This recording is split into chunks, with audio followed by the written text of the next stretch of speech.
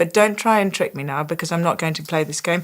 Delete that bit. John, can you just delete it, please, that bit? Because I don't want to go down this... Duchess, I'm asking very fair questions of... In this video, you're going to discover the royal love story that never quite added up. You're going to see why some of the people closest to Sarah Ferguson quietly questioned her marriage from day one, why palace insiders braced for impact even before the wedding, and how one of the most joyful, relatable women ever to marry into the House of Windsor became one of its most embarrassing headlines. And by the end, you'll be able to decide for yourself whether Sarah Ferguson married Prince Andrew for love, for status, or for something far more complicated than either. Let's go back to 1986. Britain is watching. The monarchy is trying to project stability. Charles and Diana's marriage is already creaking behind closed doors. And then comes this breath of fresh air. Sarah Ferguson. Fiery red hair, loud laugh, totally unbothered by stiff royal rules. She wasn't icy. She wasn't distant. She was fun. The press loved her. The Queen liked her. Prince Philip laughed at her jokes. And the British public said, finally, someone normal. But behind that happiness was a question nobody wanted to say out loud. Did she really love Andrew? Or did she love what came with Andrew? Because according to royal reporters at the time, even people in Sarah's own circle were whispering. They weren't saying she was a bad person. They weren't saying she was a gold digger. They were asking something more subtle. Did Sarah fall in love with the man, or with the machine?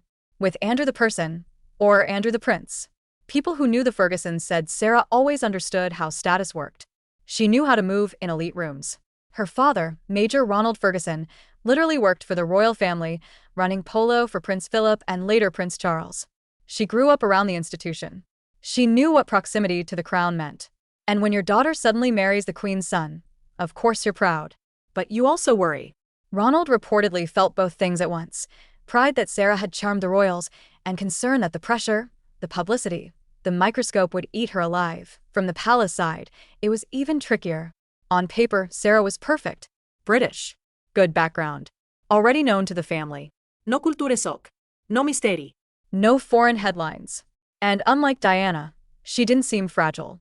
She was bold, funny, physical, present. She could talk to anyone. She could make the Queen smile. Prince Philip liked that she wasn't uptight. Courtiers said she brought energy. But they also said something else, quietly. She wasn't the conventional choice. She had a past. She had male friends. She liked to go out. She liked to laugh loudly. She didn't always filter herself.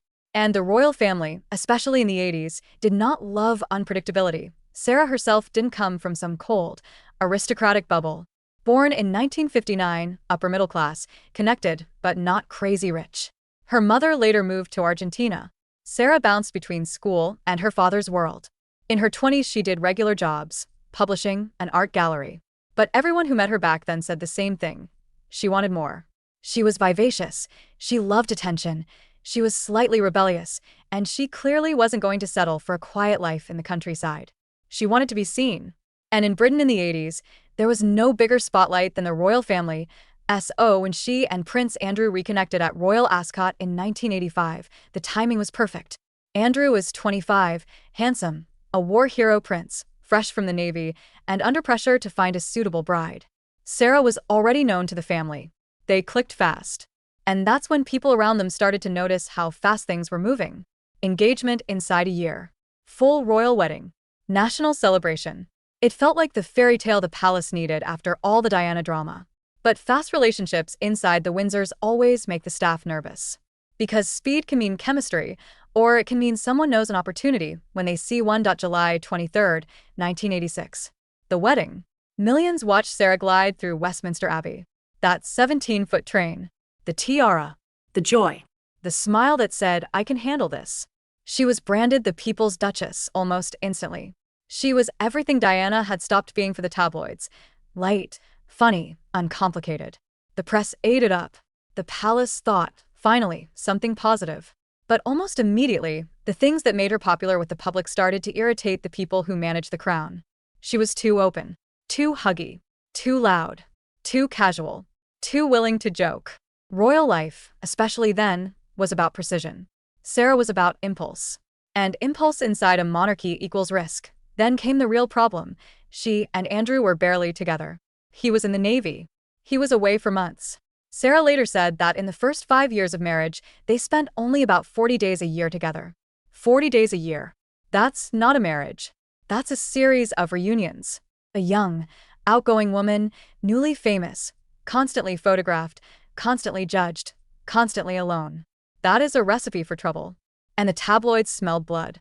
First it was spending stories, then luxury trips, then whispers about other men. The same palace officials who had said, "She's fun, but is she right?" started saying, "We knew this would happen." Because here's the uncomfortable truth. Sarah loved attention. That's not a crime. That's part of why the public loved her. But the royal family isn't built for people who need applause. It's built for people who can disappear behind duty. And Sarah never fully disappeared. Even in the late 80s, people inside the palace said she was hard to manage. She overdid it in public. She didn't understand when to stop. Prince Philip reportedly lost patience. The Queen liked her, but liking someone and being able to protect them are two different things. And the British media in the early 90s were sharks. If you gave them something to run, they ran it. And then came 1992, the year the royal family would love to delete. Charles and Diana separating. And divorcing. The Windsor Castle fire. And in the middle of it, Sarah Ferguson on holiday in France, still technically married to Prince Andrew, photographed with an American businessman, John Bryan. Not just photographed. Photographed in a way that was humiliating for the monarchy. The images went around the world. And for a lot of people inside the palace, that was it. That wasn't just a mistake. That was proof. Proof that the girl they had worried about in 1986 was exactly the liability they thought she might become. She was basically frozen out. Not officially, not publicly, but internally. Doors closed. Invites stopped. Aides said, "We can't keep cleaning this up." And remember that original question? Did she love Andrew? Or did she love the world Andrew gave her? Those pictures made that question come roaring back, but her troubles didn't stop with the divorce. Because Sarah had another problem the palace hated: money. She liked to spend. She liked a certain lifestyle. And without being a working royal in full standing, without the same built-in structure Diana had, she had to hustle. That's where the messy headlines started piling up. Business deals. Endorsements. Attempts to build a brand. Some of it worked. Some of it didn't. And every time something didn't work, the press said, "Look, this is the same old Fergie, reckless, impulsive, chasing the high." Then, in 2010, the story that made everyone in Britain wince, the undercover sting where she appeared to offer access to Prince Andrew for £500,000. Was she drunk? Was she desperate? Was she just tired of scraping? Whatever the explanation, it looked awful. She apologized. She called it a huge mistake. But for many people, it confirmed a pattern. When backed into a corner, Sarah made short-term, bad, reputation-destroying decisions. And every one of those decisions made those early family doubts from 1986 look a lot less paranoid. And we're not even done. Because later her name came up around Andrew's ties to Jeffrey Epstein.